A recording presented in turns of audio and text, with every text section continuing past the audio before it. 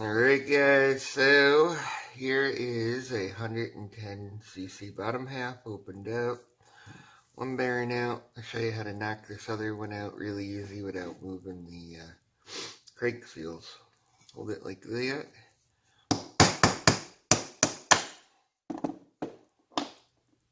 Voila. Alright, but yeah, something like that. Seeing it guides itself pretty much through the crank seal without screwing anything up. Alright, use a socket, something. Anyways, so this one doesn't look bad. I had two bearings where they crushed the grease seals on it, so yeah. Alright. What are those, standard? Oh yeah, they're the big ones. And both of the crank seals are the wide ones, not the one skinny, one wide. But alright, so when you look at one of these two, it's almost identical to a YD100. Like, you could probably use a YD100 seal on this, except for this one part. It'd be like that. So, you could get away with using a YD100 bottom half seal on this, because it is the same shape. But it's not as deep either way. So, but I get why they did that. And if you ever opened up one of these,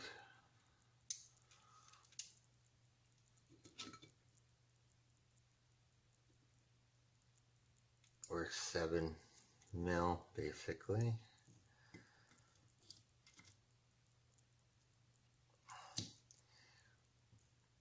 a little over 7 on that one. But they made both of these thicker. One of these is usually a little skinnier. So, I don't know. And these are higher than normal. Looking at 8 and 9.2, so 9. Yeah, these are a little higher, a little thicker, which is kind of good because usually these bigger builds break. They'll actually crack along here, roughly. Something's in there where the transfers are. Alright guys, so here's the crank I pulled out. This is a YD100. As you can see, if we do these like this, level, see how much wider it is? So it would not fit in that case. Now here's the other thing too. If you look at these are identical in length. For center to center. This one is a lot longer. So that also is a whole other different thing there. So YD100 crank, no good. And to see, you see, YD100. Alright, so with that said, here is the AF80 crank. As you can see, we're rocking about the same dimensions. Alright.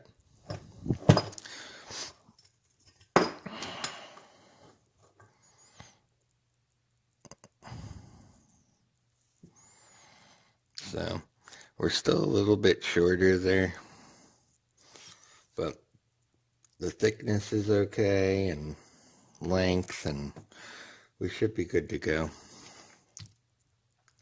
I mean, the bearing rides about here anyways, and it'll ride about here on this one, so we're cool.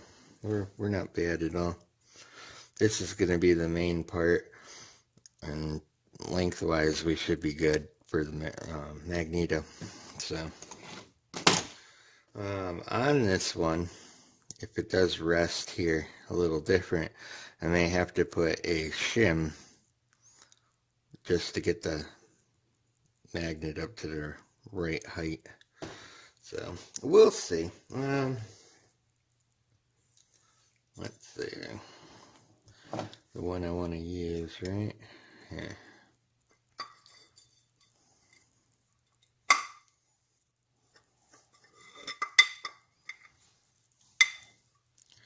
So we're gonna definitely be within, let's see, probably right about there. Very snug. It's gonna fit. But I'll probably have to put a shim there. We'll make like a shim of some kind. We'll worry about that later. For now, really need a correct crank stroke, so it is what it is. We'll figure it out as we go. Alright, here we go.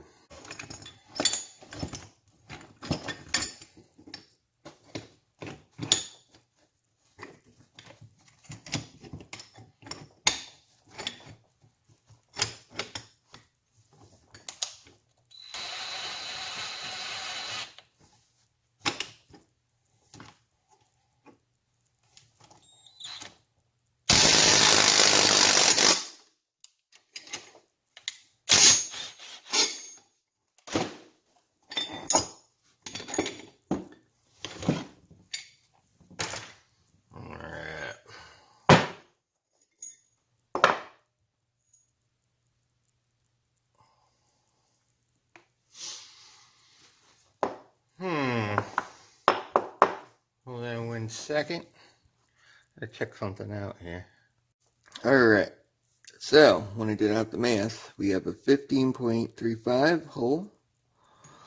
We have 4.93 hole here. That's the diameter across both of them. And then from here to here, between the two, material there is 8.3. So we cut this one in half, we cut this one in half, we get 7.765, 2.465, which leaves us with 18.53. You times that by 2, and we have 37.06. So there is some room for error between here. So we're only looking at 0.1 millimeter to make up the number I had before. So 37.2 is very feasible here. This could be measured between these 2 points.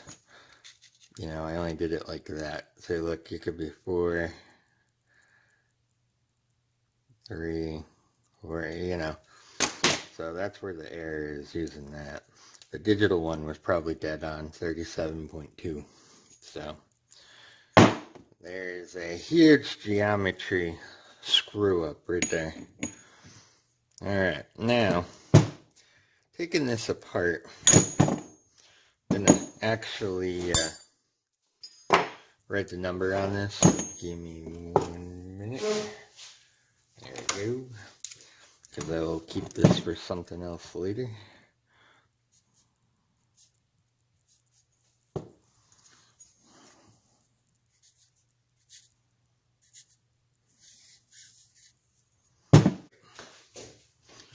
So, now that we got that apart,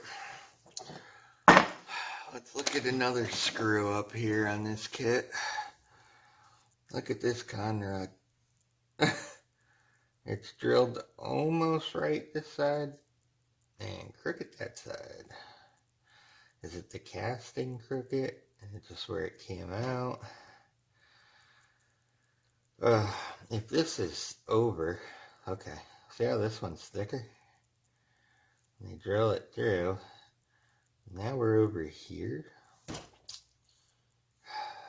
And it was so crooked, they didn't even finish it there.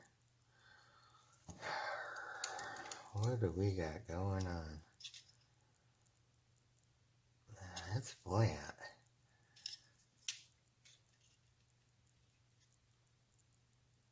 Definitely flat. I'm just trying to see if the areas are flat between the jaw here. You know, like they ground them crooked, because that would be horrible. But if you look, I ground it to like here and it totally missed. And then this one's like ground down more. So I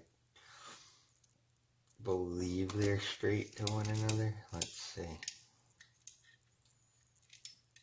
I'm just trying to see.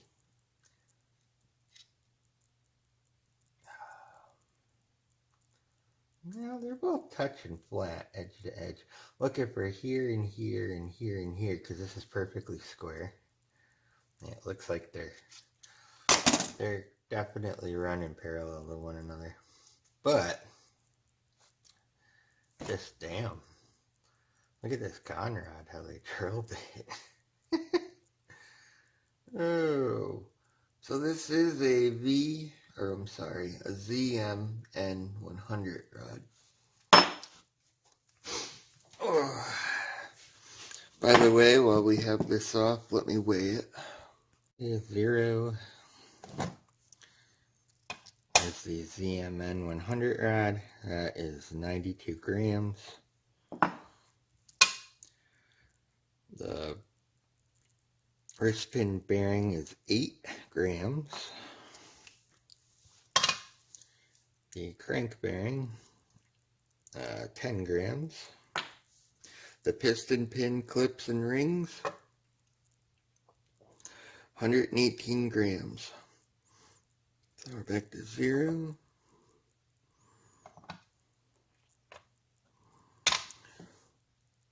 Alright, so the offset weight on this whole entire section is 226 grams.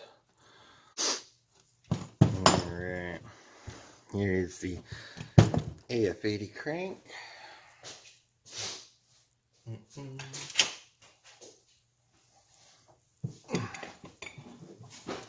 It almost pains me to open this one because it is such a nice damn crank.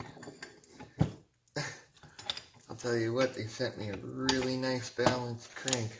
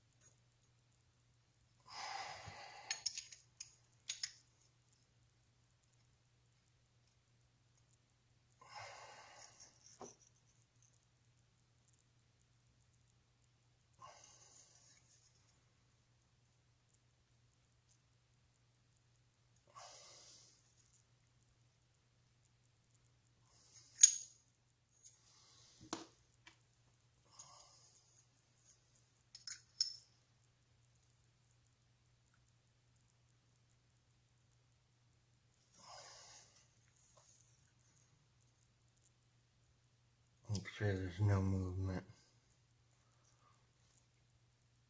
Well, that's pretty weird. So this is the one that came in the 110cc. Reading on this.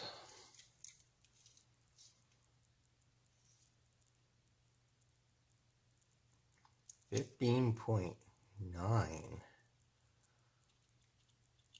Oh wait, these are always a little smaller, right? Yep. Alright.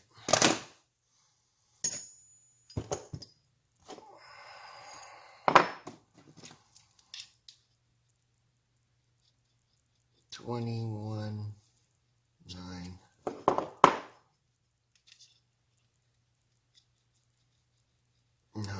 Okay.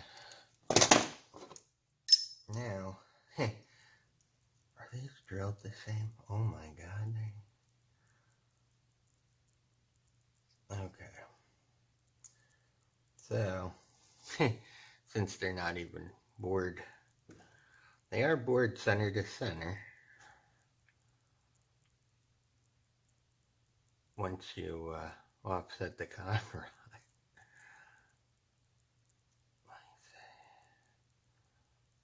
Alright. Just so you guys can see, this is perfectly smooth. And the holes are center to center. So we are the correct length. It's just, you know, look at this A.F. 80 rod. Look at how nice that is. And then look at this mess. Jesus.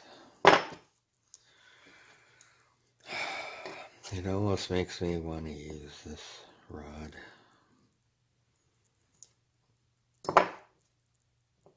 Let's just both send it. We're gonna just go with it. I was gonna actually do that with a conversion pin because this just looks, I don't know. Man, I can't tell you. This whole kit though has just been damn. Yeah, I don't know. Really is true though. It's a nightmare kit.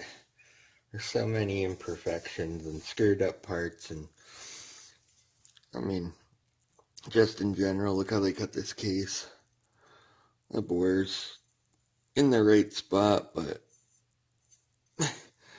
they just, everything's cut weird. They didn't even cut the inside of here in spots. It's like completely missed. Just everything's off about it. It's so weird. Alright.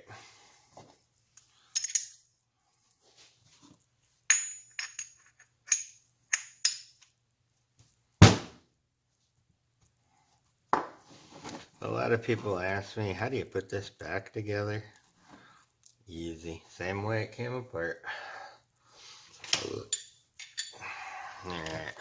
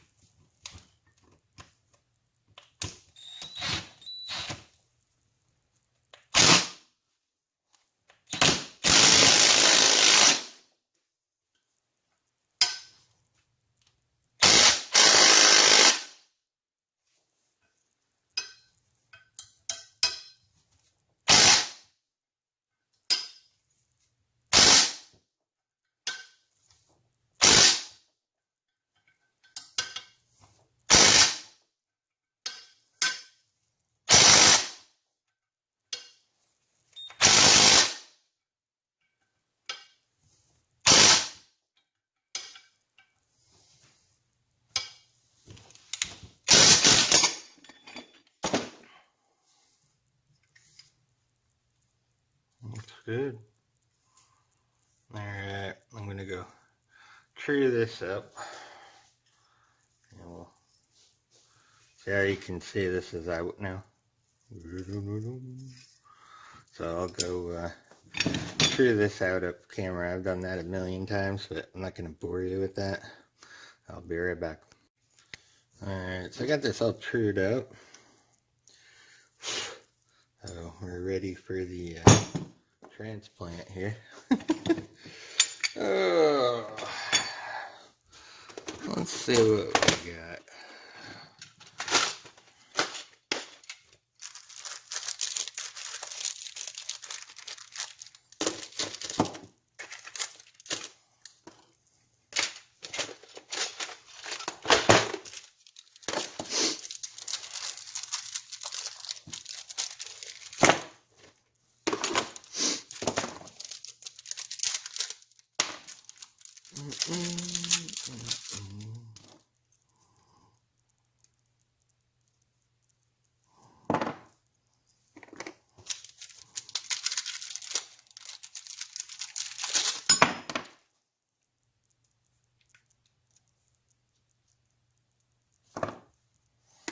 Alright.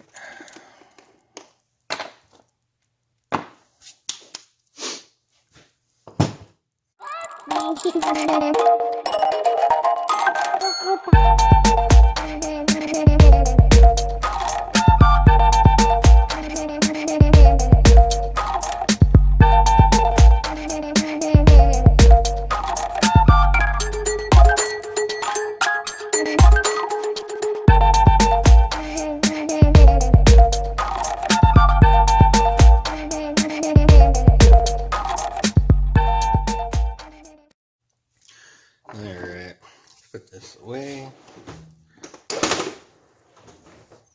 A little bit of stuff out of the way. Alright, so I got the two washers in here. I got my key in up top. Remember, I always pointed at the 1 o'clock position.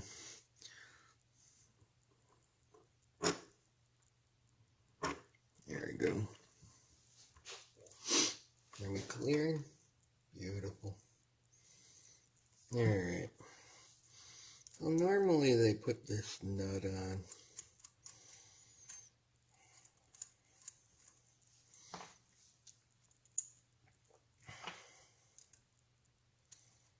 I'm gonna put a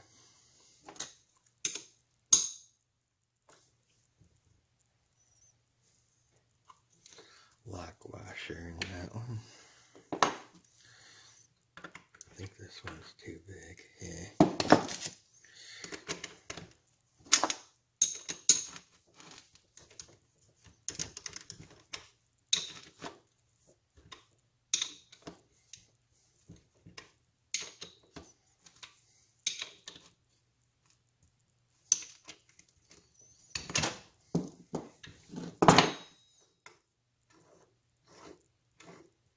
Alright, nothing rubs. Perfect.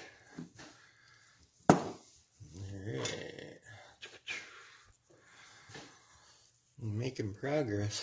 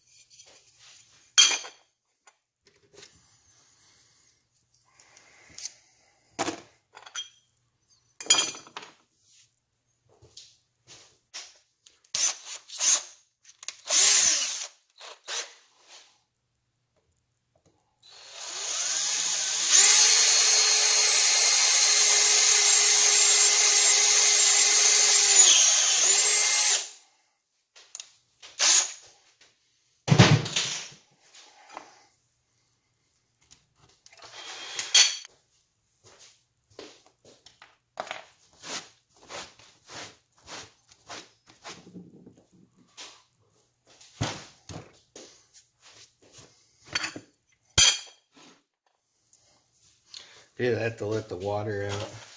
Get any in there.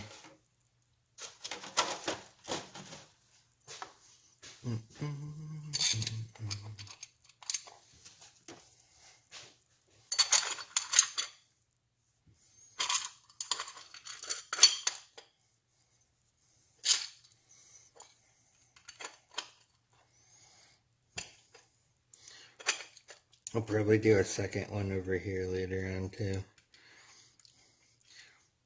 Just because of the angle it'll be at. I find if the coil gets wet, it's fine. But if you leave the seal on and it like takes on water and it sits in the water, it shorts every time. If it gets wet though, it doesn't really bother it. It's just when it's sitting in water and running. Look at that one rod, how crooked it is. Man. None of those were threaded very well though. That's square, almost. Looks better now. Boy, what a crappy job. Alright, well, now we got a bottom end.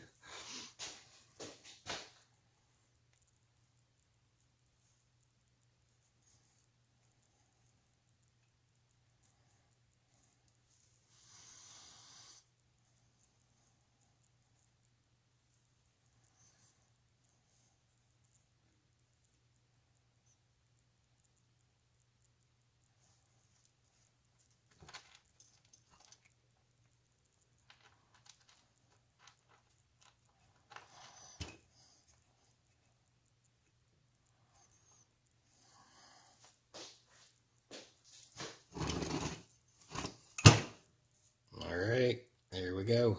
That's the bottom end done. Yeah, that made a mess. Alright, Alexa, all off.